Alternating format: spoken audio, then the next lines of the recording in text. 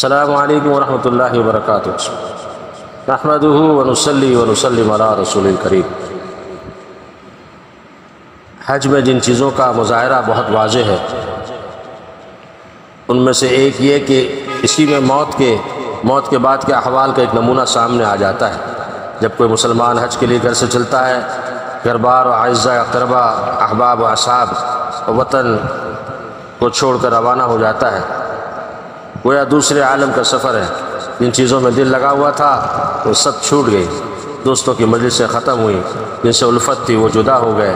انسان غور کرے کہ آج یہ چیزیں عارضی طور پر چھوٹ رہی ہیں، ایک دن وہ آئے گا کہ مستقل چھوٹ جائیں گی۔ سواری پر سوار ہوئے اعزاء اقربا رخصت کر رہے ہیں، اپنے اپنے تعلق کے بقدر ہر شخص کچھ دیر تک ساتھ چلتا ہے، بالآخر سب سے زیادہ عزیز ترین جو دوست ہوتے ہیں وہ بھی ریل میں بٹھا کر یا بحری جہاز میں یا ہوائی جہاز پر سوار کرا کر واپس ہو جاتے ہیں۔ یہ منظر اس وقت بھی پیش آنے والا ہے جب احباب و اصحاب جنازے کے ساتھ چلیں گے، بالآخر دفن کر کے سبھی واپس ہو جائیں گے۔ سواری روانہ ہو گئی، اب کوئی چیز کام دینے والی نہیں۔ جو مال حاجی صاحب نے ساتھ لے لیا، جو مال حاجی صاحب نے ساتھ لے لیا وہی کام دے گا، جیسے کہ قبر میں وہی اعمال ساتھ دیں گے، آرام پہنچنے کا ذریعہ بنیں گے جو پہلے سے ساتھ لیے تھے۔ پھر دوسرے ملک میں داخل ہونے کے لیے سامان کی تفتیش، پاسپورٹ ویزے کی چیکنگ کا مرحلہ سامنے آ جاتا ہے۔ اس میں بھی عبرت ہے کیونکہ یہ قبر کے سوال جواب کا ایک نمونہ ہے۔ جب میقات پر پہنچے تو غسل کر کے 2 سفید چادریں پہن لے۔ جب تک حج کا سفر ان چادروں میں رہے گا، ہر وقت اس کے سامنے کفن کی یاد تازہ ہو رہی ہے۔ چادریں پہن کر بلند آواز سے لبیک اللہم لبیک کی صدا لگانی شروع کر دی، اور یہ صدا جمرہ کبریٰ کی رمی تک جاری رہے گی جو 10ویں ذی الحجہ کے طلوع آفتاب کے بعد کی جاتی ہے۔ یہ لبیک اللہم لبیک، حاضر ہوں اے اللہ میں حاضر ہوں، بار بار قیامت کے دن کی حاضری کی یاد تازہ کرتا ہے۔ اللہ اکبر کبیرہ، اللہ اکبر کبیرہ۔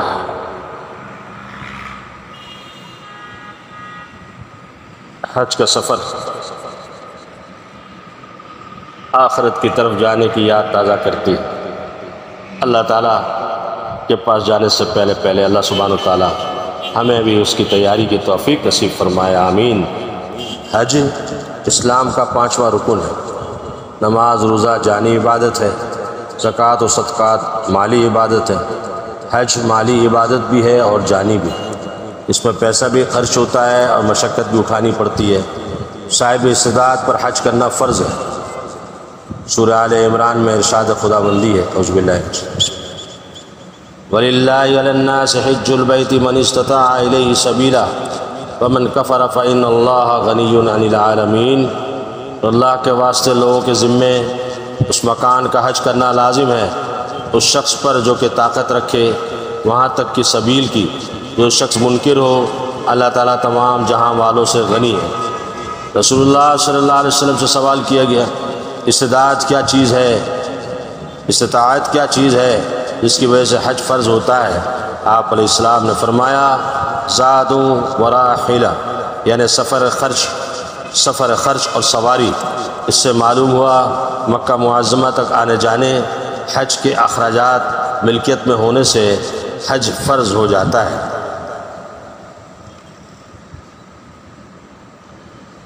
حضرت ابو ہریرہ رضی اللہ تعالیٰ عنہ سے روایت ہے، رسول اللہ صلی اللہ علیہ وسلم سے سوال کیا گیا، کون سا عمل سب سے زیادہ افضل ہے؟ آپ علیہ السلام نے فرمایا، اللہ اور اس کے رسول پر ایمان لانا۔ عرض کیا گیا اس کے بعد کیا ہے؟ فرمایا اللہ کی راہ میں جہاد کرنا۔ عرض کیا گیا پھر کیا ہے؟ آپ علیہ السلام نے فرمایا حج مبرور، یعنی وہ حج جس میں گناہ نہ کیے ہوں اور ریاکاری نہ ہو۔ نیز حضرت ابو ہریرہ رضی اللہ تعالیٰ عنہ سے یہ بھی روایت ہے، رسول اللہ صلی اللہ علیہ وسلم نے ارشاد فرمایا، جس نے اللہ کے لیے حج کیا اور اس نے ایسی باتیں نہ کی جو میاں بیوی کے درمیان ہوتی ہیں اور گناہ نہ کیے، تو یہ شخص اس طرح واپس ہوگا جیسا اس دن بے گناہ تھا جس دن اس کی ماں نے اسے جنا تھا۔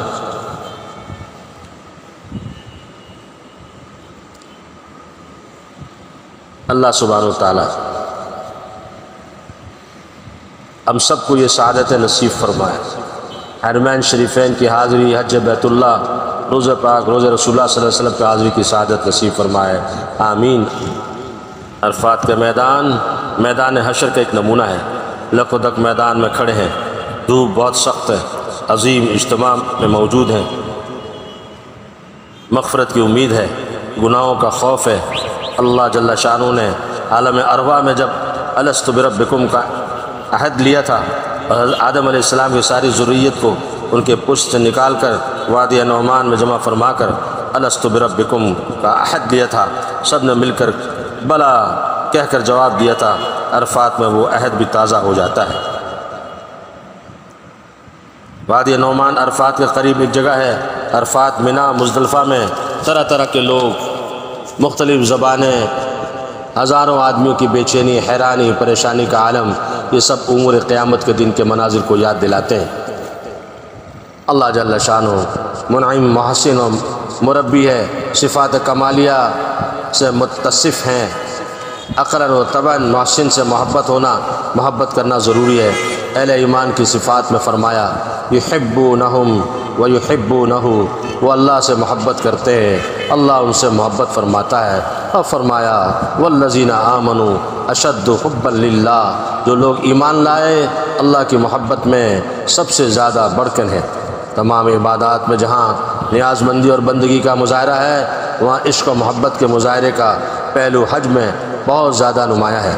سفر کی ابتدائی سے سب تعلقات ختم کر کے، اعزاء اقربا کے رخصت کر کے، گھر بار سے منہ موڑ کر جنگلوں میدانوں کے سفر کرتے ہوئے محبوب حقیقی کے گھر کی طرف روانہ ہو جاتے ہیں۔ جب محبوب حقیقی کے گھر کے قریب پہنچ جاتے ہیں، یعنی میقات سے گزرنے لگتے ہیں، اچھی طرح غسل کر کے صاف ستھرے ہو کر، خوشبو لگا کر، سلے ہوئے کپڑے اتار کر بے سلی 2 چادریں پہن لیتے ہیں۔ احرام باندھنے کے بعد خوشبو لگانا، میل چھڑانا ممنوع ہو جاتا ہے، زیب و زینت ختم ہو جاتی ہے۔ حضرت ابن عمر رضی اللہ عنہما سے روایت ہے، ایک شخص نے رسول اللہ صلی اللہ علیہ وسلم سے سوال کیا حج کرنے والا کون ہے؟ آپ نے فرمایا جس کے بال بکھرے ہوں، میلا کچیلا ہو۔ احرام باندھ لیا، بننے سنورنے کا موقع ختم ہو گئے۔ عاشق زار، مستانہ وار، بکھرے ہوئے بال، پراگندہ حال، زیب و زینت سے بے نیاز محبوب حقیقی کے گھر کی طرف جا رہے ہیں۔ اللہ اکبر کبیرہ۔ اللہ سبحانہ و تعالی ہمیں بھی یہ سعادت نصیب فرمائے، آمین۔ حجر اسود کو بوسہ دے کر طواف شروع کرتے ہیں، کعبہ شریف کے دروازے پر چلتے ہیں، کعبہ شریف بائیں طرف رہ جاتا ہے اور 7 چکروں میں اسی طرح رہتا ہے۔ رب جل شانہ کے مصافحے کے بعد طواف شروع کر دیا۔ محبوب کے در و دیوار کے چکر لگانا اس شاخ کی خاص شان ہے۔ رب کریم کا گھر ہے، اس کے چاروں طرف گھوم رہے ہیں، محبوب کا ذکر کرتے ہوئے، مغفرت کی امید باندھے ہوئے، دنیا آخرت کی خیر طلب کرتے ہوئے چکر لگا رہے ہیں۔ ہر چکر میں جب حجر اسود پر آتے ہیں تو حجر اسود کا استلام کرتے ہیں، بار بار صاحب بیت سے مصافحہ ہو رہا ہے اور مستانہ وار محبوب کے گھر کے چکر لگ رہے ہیں۔ حضرت ابو ہریرہ رضی اللہ تعالیٰ عنہ سے روایت ہے، رسول اکرم صلی اللہ علیہ وسلم نے ارشاد فرمایا، جس شخص نے بیت اللہ کا 7 چکروں سے طواف کیا اور سبحان اللہ والحمد للہ ولا الہ الا اللہ واللہ اکبر ولا حول ولا قوت الا باللہ کے علاوہ کوئی بات نہ کی تو اس کے 10 گناہ نامہ اعمال سے مٹا دیے جاتے ہیں اور اس کے لیے 10 نیکیاں لکھ دی جاتی ہیں اور اس کے 10 درجات بلند کر دیے جاتے ہیں۔ جس نے طواف کیا، طواف کے درمیان دنیاوی باتیں کرتا رہا تو وہ ایسا ہے جیسے وہ رحمت میں اپنے پاؤں سے گھس گیا، جس طرح کوئی شخص اپنے پیروں سے پانی میں گھس جائے۔ مطلب یہ اگر یہ شخص اللہ کا ذکر کرتے ہوئے طواف کرتا تو سر سے پاؤں تک رحمت میں رہتا، اب اسے دنیاوی باتیں کرنے کی وجہ سے رحمت کا کچھ حصہ نصیب ہوا۔ اللہ سبحانہ و تعالی سب کو وہاں کی خیر و برکات سے مالا مال فرمائے، آمین۔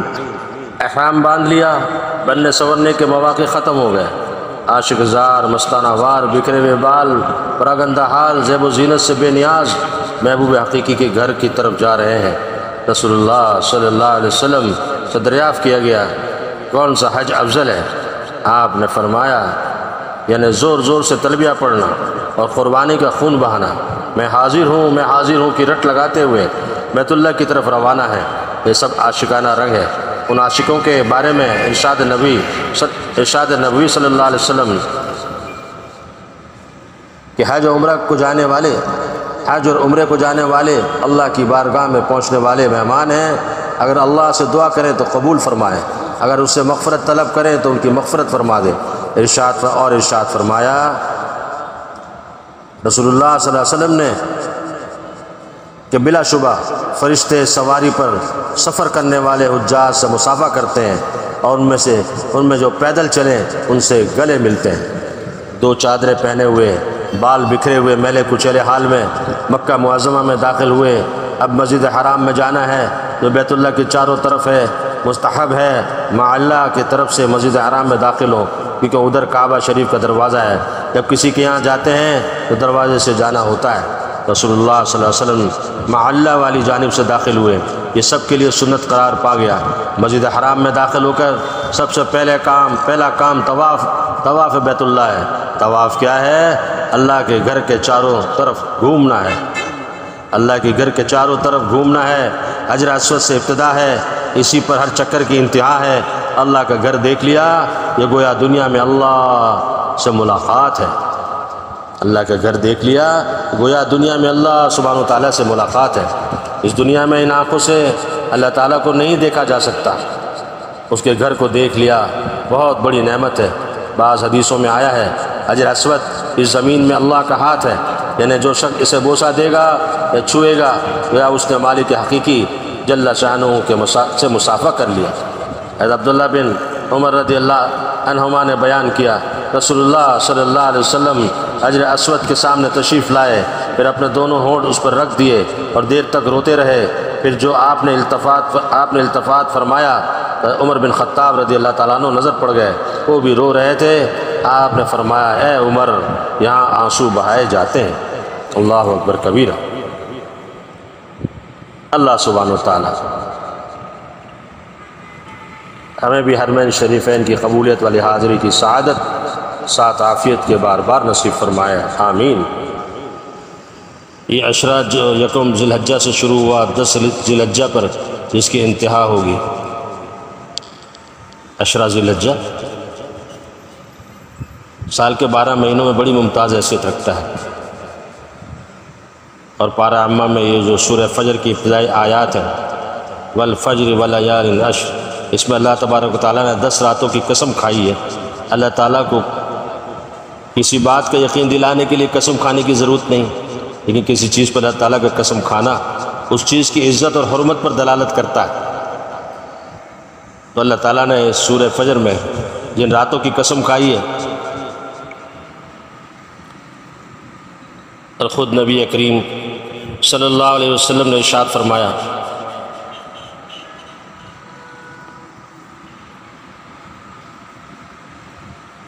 اللہ تعالیٰ کو ارشاد فرمایا کہ اللہ تعالیٰ کو عبادت کے اعمال کسی دوسرے دن میں اتنے محبوب نہیں جتنے ان 10 دنوں میں محبوب ہیں، خواہ وہ عبادت نفلی نماز ہو، ذکر یا تسبیح ہو، یا صدقہ خیرات ہو۔ صحیح بخاری۔ ایک حدیث پاک میں یہ بھی فرمایا اگر کوئی شخص ان ایام میں سے ایک دن روزہ رکھے تو ایک روزہ ثواب کے اعتبار سے 1 سال کے روزوں کے برابر ہے۔ اب فرمایا ان 10 راتوں میں ایک رات کی عبادت لیلۃ القدر کی عبادت کے برابر ہے۔ عشرہ ذی الحجہ کو اللہ تبارک و تعالیٰ نے اتنا بڑا درجہ عطا فرمایا۔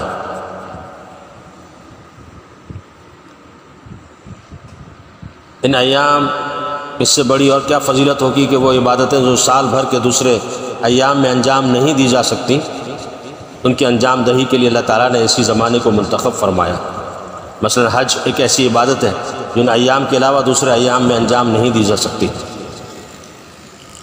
دوسری عبادت قربانی ہے۔ قربانی کے لیے اللہ تعالیٰ نے ذی الحجہ کے 3 دن 10، 11، 12 تاریخ مقرر فرما دی ہیں۔ ان ایام کے علاوہ اگر کوئی شخص قربانی کی عبادت کرنا چاہے تو نہیں کر سکتا، لہٰذا اللہ تبارک و تعالیٰ نے اس زمانے کو یہ امتیاز بخشا ہے۔ اسی وجہ سے علماء کرام نے ان احادیث کی روشنی میں یہ لکھا ہے کہ رمضان مبارک کے بعد سب سے زیادہ فضیلت والے ایام عشرہ ذی الحجہ کے ایام ہیں، ان میں عبادتوں کا ثواب بڑھ جاتا ہے۔ اللہ تعالیٰ ان ایام میں اپنے خصوصی رحمتیں نازل فرماتے ہیں۔ ذی الحجہ کے چاند دیکھتے ہی جو حکم سب سے پہلے ہماری طرف متوجہ ہوتا ہے وہ ایک عجیب غریب حکم ہے، وہ یہ کہ نبی صلی اللہ علیہ وسلم کے ارشاد ہے جب تم میں سے کسی کو قربانی کرنی ہو، جس وقت ذی الحجہ کے چاند دیکھے اس کے بعد اس کے لیے بال کاٹنا، ناخن کاٹنا درست نہیں، کیونکہ حکم نبی صلی اللہ علیہ وسلم سے منقول ہے، اس واسطے اس عمل کو مستحب قرار دیا گیا ہے۔ آدمی اپنے ناخن و بال اس وقت تک نہ کاٹے جب تک کہ قربانی نہ کر لے۔ حضور صلی اللہ علیہ وسلم نے ہم پر، ان لوگوں پر جو بیت اللہ کے پاس حاضر نہیں ہیں، حج بیت اللہ کی عبادت میں شریک نہیں ہیں، اللہ تعالیٰ کے کرم کو متوجہ فرمانے اور ان کو رحمت کا مورد بنانے کے لیے یہ فرما دیا، حجاج بیت اللہ کے ساتھ تھوڑی سی مشابہت اختیار کر لو، تھوڑی سی ان کی مشابہت اپنے اندر پیدا کر لو، اور جس طرح وہ بال نہیں کاٹ رہے ہیں تم بھی مت کاٹو، جس طرح وہ ناخن نہیں کاٹ رہے ہیں تم بھی مت کاٹو۔ یہ ان اللہ کے بندوں کے ساتھ مشابہت پیدا کر دی جو اس وقت حج بیت اللہ کے عظیم سعادت سے بہر انداز ہو رہے ہیں۔ دوسری چیز، یہ ایام اتنی فضیلت والے ہیں، ان ایام میں ایک روزہ ثواب کے اعتبار سے 1 سال کے روزوں کے برابر ہے، ایک رات کی عبادت شب قدر کی عبادت کے برابر ہے۔ اس سے اس بات کی طرف اشارہ کر دیا کہ ایک مسلمان جتنا بھی ان ایام میں نیک اعمال عبادت کر سکتا ہے وہ ضرور کرے۔ 9 ذی الحجہ کا دن عرفہ کا دن ہے، اس میں اللہ تعالیٰ نے حجاج کے لیے حج کا عظیم الشان رکن یعنی وقوف عرفہ تجویز فرمایا، ہمارے لیے خاص 9ویں تاریخ کو نفلی روزہ مقرر فرمایا۔ اس روزے کے بارے میں نبی صلی اللہ علیہ وسلم نے ارشاد فرمایا کہ عرفہ کے دن جو شخص روزہ رکھے، مجھے اللہ تبارک و تعالیٰ کی ذات سے یہ امید ہے اس کے 1 سال پہلے 1 سال بعد کے گناہوں کا کفارہ ہو جائے گا۔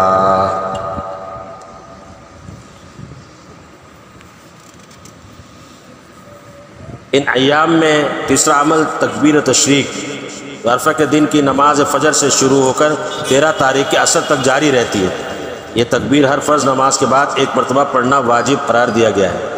وہ تکبیر یہ ہے: اللہ اکبر اللہ اکبر، لا الہ الا اللہ واللہ اکبر، اللہ اکبر وللہ الحمد۔ مردوں کے لیے اسے متوسط بلند آواز سے پڑھنا واجب ہے، آہستہ آواز سے پڑھنا خلاف سنت ہے۔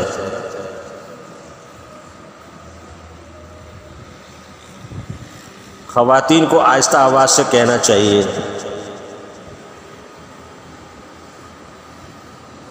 خواتین آہستہ آواز سے کہنا چاہیے۔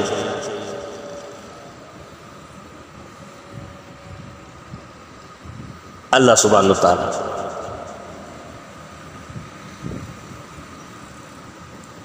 پھر چوتھا سب سے افضل عمل جو اللہ تعالیٰ نے ایام ذی الحجہ میں مقرر فرمایا وہ قربانی کا عمل ہے، جیسے کہ پہلے ذکر آیا۔